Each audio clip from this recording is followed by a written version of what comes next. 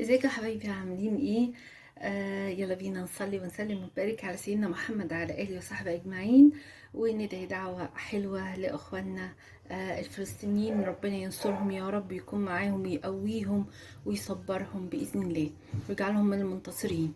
النهارده هنعمل مع بعض ايه؟ هنعمل مع بعض يعني حاجة حلوة كده تنفع مع الشاي، وهي اللي احنا بنقول عليها ساعات قراقيش، ساعات منين.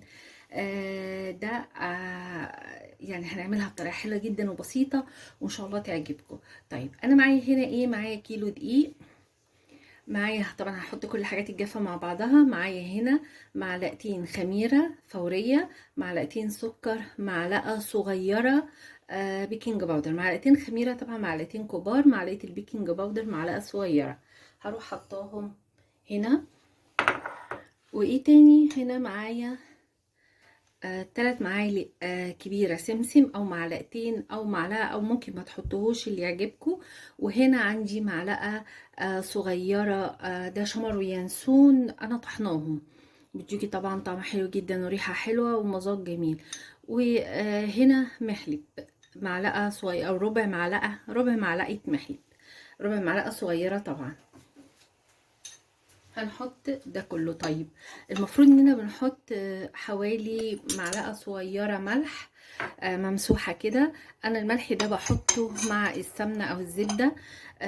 المقدار اللي انا بعمله النهاردة هحط عليه، او كيلو اللي بعمله بحط عليه كوبايتين سمنة او زبدة، او كوباية سمنة وكوباية زيت، اللي يعجبكم اعملوه. انا حطيت عليه الملح علشان خاطر الخميرة اللي عندي، وبعدين هي الملح بيدي للزبدة وللسمنة، بيعزز طعمها، بيخليها جميلة. طبعا هنقلب. ده طبعا ممكن يتعجن لوحده بالايد، بس انا هعجنه بالعجان، هيبقى اسهل وهيديني نتيجة سريعة.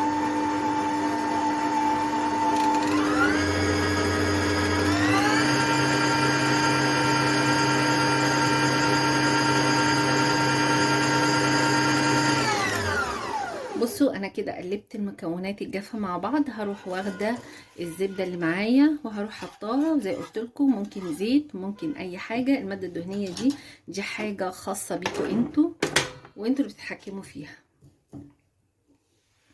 هدلقهم. دول كوبايتين سمنه او زيت بالكوبايات المعياريه. وطبعا هحطهم دافين، مش هحطهم سخنين زي ما كنا بنعمل الاول، او نقدحهم، لا، هما دافين او نقدر ان نستحملهم. هنقلبهم مع بعض لحد عارفين احنا لما بنعمل بايدينا بنبس العجين كده بايدينا، هي نفس الطريقه، بس احنا هنبسها بالعجين. هنعملها لحد ما تدخل الدقيق في كل ذره معايا من الزبده او السمنه او الزيت، في كل ذره معايا من الدقيق. بصوا هنا الزبده او السمنه او الزيت دخلت في كل حته في الدقيق، شايفين نفس حركه البس بالظبط بالايد. طيب انا بعد كده عندي ايه؟ عندي كوبايتين لبن، او كوبايتين ميه، او كوبايه لبن وكوبايه ميه، او تحطوا لبن بودر وبعدين تحطوا كوبايتين ميه. انا هحط هنا عندي الكوبايتين دول بالكوبايات المعياريه اللي عندكم.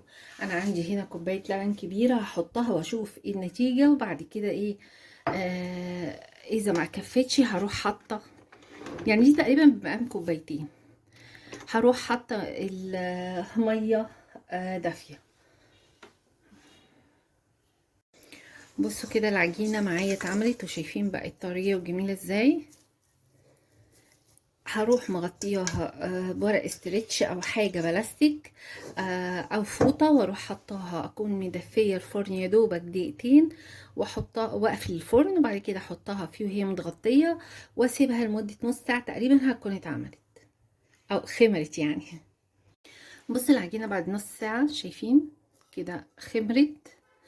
انا بحطها نص ساعه بالظبط، ما بكترش عن كده. ليه؟ لان انا بعد ما اسمها ايه، يعني اشكلها، هسيبها تاني فتره انها تخمر تاني، فعلشان كده بسيبها نص ساعه بس. وبستعملها طول ما انا بستعملها انا مغطياها بحاجه عشان تفضل دافيه زي ما هي. طيب انا هعمل ايه؟ انا عندي الحشو هنا، عندي ادي ملبن وادي عجوه، وممكن على فكره متحشيهاش حاجه خالص.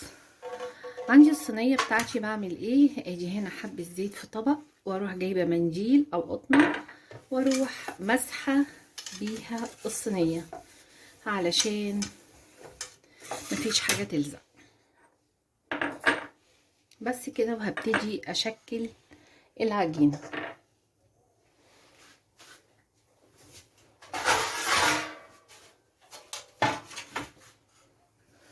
هجيب قطعه عجينه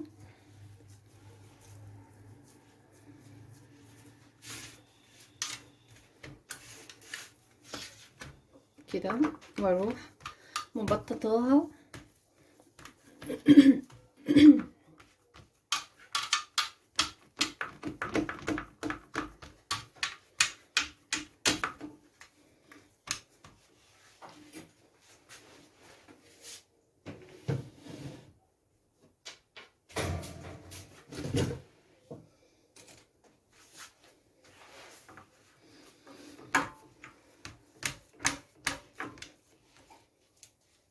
هقطع الحواف بتاعتها بحيث ان هي تكون متساوية عندي.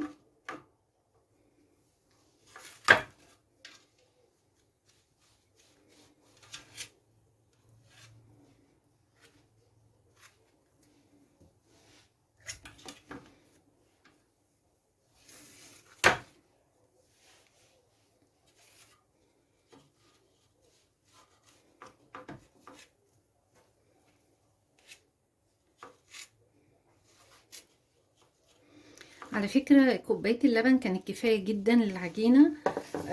خلي بالكم، يعني مثلا قلت لكم كوبايتين لبن، بس انا حطيت كوباية كبيرة. يعني نقول مثلا بمقام كوباية ونص من الكوباية المعيارية.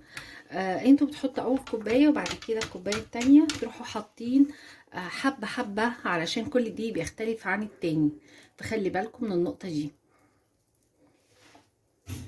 هجيب العجوة، طبعا كمية العجوة زي ما انتوا عايزين، يعني عايزين تكتروا اكتر من كده كتروا، عايزين تقللوا قللوا اللي يعجبكم.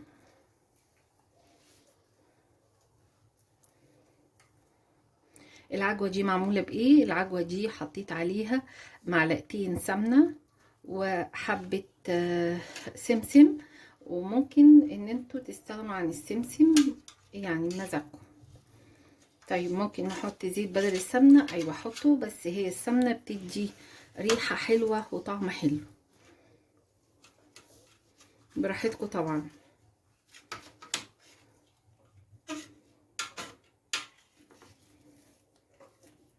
حتى التشكيل نفسه براحتكم، يعني انا شكلت كده، انتوا ممكن تشكلوا زي ما انتوا عايزين.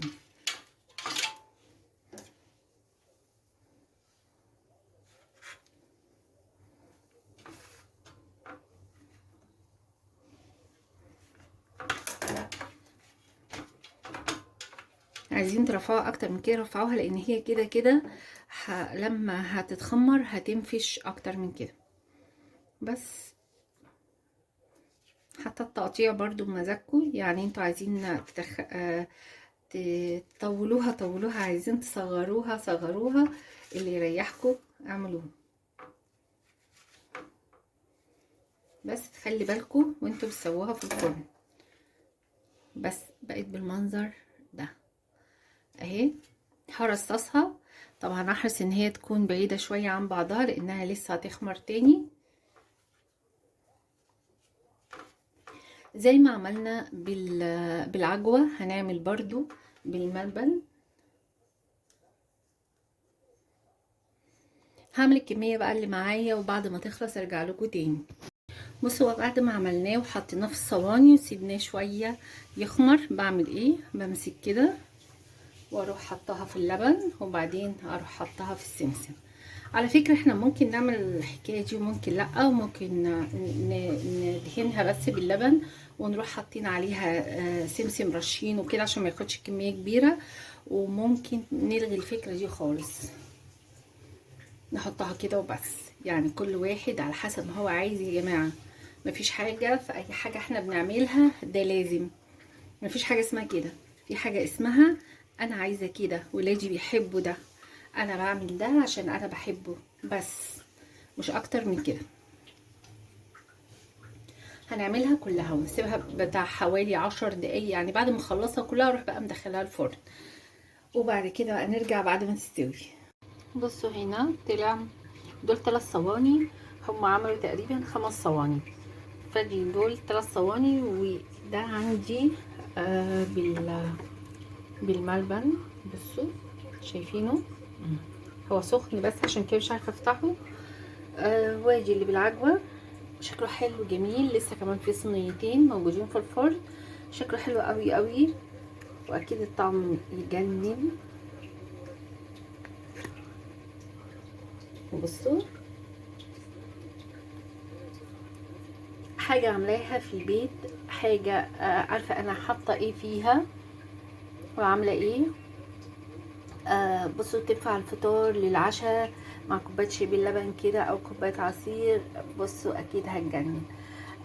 عملنا النهارده الرقيش او المنين آه بتاع الافران، وشكله جميل، واكيد الطعم هيبقى حلو جدا، بس هو سخن جدا ولسه في صينيتين عندي في الفرن، دول حطيتهم وطلعوا، لسه في 2 تاني في الفرن، يعني الكميه حلوه جدا على كميه الدقيق اللي انا عملتها. كيلو طلعت لي الكميه دي، شوفوا الكيلو بره بيتباع بكام، انت يا دوبك اللي كلفك هو تمن الدقيق، زيت، سمنه، يعني حاجات بسيطة قوي موجودة عندك في البيت، هو الدقيق يا دوبك اللي انت جبتيه، او اذا كان عندك برضو في البيت.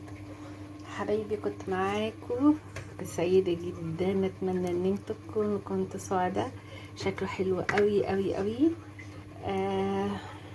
ندعي دعوة كلنا لأهل فلسطين، ربنا معاكم يا رب وينصركم يا رب، وربنا يشفي كل عين وكل مريض، وربنا ينصركم، وربنا يرحم أمواتكم وأموات أمة الإسلام أجمعين. حبايبي كنت معاكم، كنت سعيدة جدا، ومع السلامة.